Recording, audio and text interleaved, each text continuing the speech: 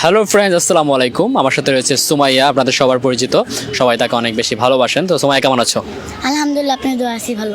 আচ্ছা সুমাইয়া, এখন তোমাকে যে কোশ্চেনটা করব সেটা হচ্ছে, তোমার কেমন ছেলে পছন্দ তোমার ক্ষেত্রে? আমার কেমন ছেলে পছন্দ? হ্যাঁ।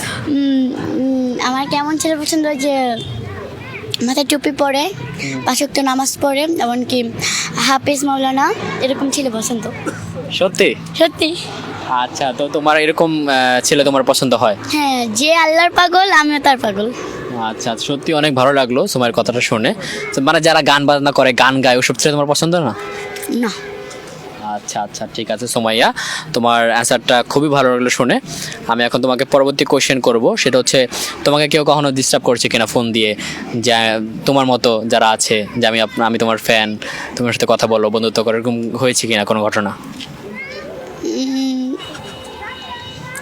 মনে করতে দেন।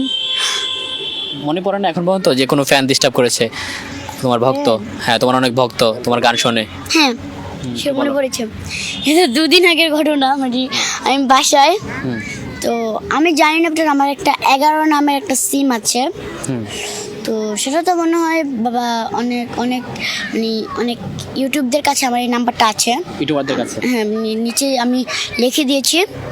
তারপরে তো হয়তো কোনো ছেলে এগুলো নিয়েছে, এর মধ্যে অ্যাড করেন। আমার তো দুটো আইফোন, সরি দুটো ফোন, তো তার জন্য আর কি একটা হলো আমার পার্সোনাল ফোন, আর একটা বাবার। তো বাবারটার মধ্যে ছেলে প্রথম লাভ পাঠাইছে, মানে লাভ পাঠাইছে, লাভ স্টিকার। হ্যাঁ মানে লাভ স্টিকার পাঠাইছে। পাঠানোর পরে তার দিতে পারে একটা রাগ পাঠাইছে, মানে হিট পাঠাইছে। যখন আমি এমতে ঢুকি তখন আমার একটা ফ্রেন্ডের ফোন দিব, মানে বন্ধু মেয়ে আর কি, তাকে ফোন দিব। ঢুকে দেখি কি একটা ছেলে লাভ পাঠিয়েছে, ওটা ঢুকলাম।